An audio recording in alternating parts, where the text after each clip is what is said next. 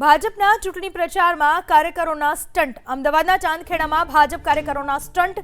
કારની ઉપર ચડી કાર્યકરોએ સીન સપાટા માર્યા।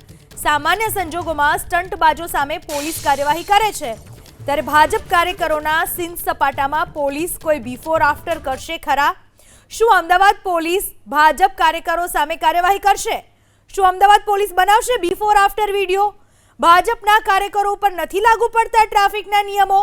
ભાજપના કાર્યકરો થાર ગાડી ઉપર જોવા મળ્યા બ્લેક ફિલ્મ, અને તો પણ હજુ સુધી કોઈ કાર્યવાહી નથી થઈ। જુઓ કાર્યકરોના સ્ટન્ટ જુઓ।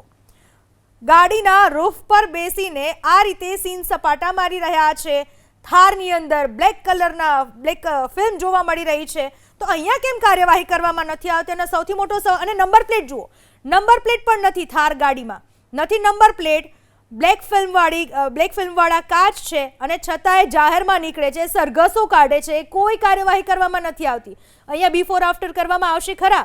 આમ તો બિચારા જ્યારે સામાન્ય લોકો નીકળ્યા હોય ત્યારે નંબર પ્લેટ સેજ વળી ગઈ હોય તો પણ ટ્રાફિક પોલીસ એમને ઊભા રાખતા હોય છે, સેજ અમુક ટકા બ્લેક ફિલ્મ હોય તો પણ તેને ઊભા રાખવામાં આવે છે, સીટ બેલ્ટ ના બાંધ્યો હોય તો પણ હેરાન કરવામાં આવે છે। રસ્તાના ભલે ઠેકાણા ના હોય પણ આવું બધું નાગરિકો ઉપર થાય છે, બધા અનુભવ કરે છે, પણ આ બધા નિયમો ભાજપના કાર્યકરો ઉપર લાગુ પડે છે ખરા? જુઓ, વાનરની માફક કાચમાંથી બહાર નીકળી અને પ્રચાર આવી રીતે કરે છે। જાહેર રસ્તા પર ટ્રાફિકથી ધમધમતા રોડ છે, પણ આ લોકોને કદાચ એવું છે કે ટ્રાફિકના નિયમો એને નડતા નથી, અને જો ખરેખર આની સામે કાર્યવાહી નહીં થાય તો નાગરિકોમાં એ વાત ચોક્કસથી બેસી જ જશે કે ભાજપના કાર્યકરો છે એટલે કોઈ કાર્યવાહી નથી થઈ। આ લોકોને છૂટો દોર મળે છે, આ લોકોને નિયમનું પાલન કરવાની કોઈ જ પાબંદી નથી, નિયમનું પાલન કરવાની કોઈ જ એ લોકોમાં સેન્સ નથી। આમ તો બહુ કહેવામાં આવે છે કે ભાજપ આ રીતની પાર્ટી છે, આ રીતની પાર્ટી છે કે જે બહુ સારી રીતે બધું સંચાલન કરે છે, શિસ્તમાં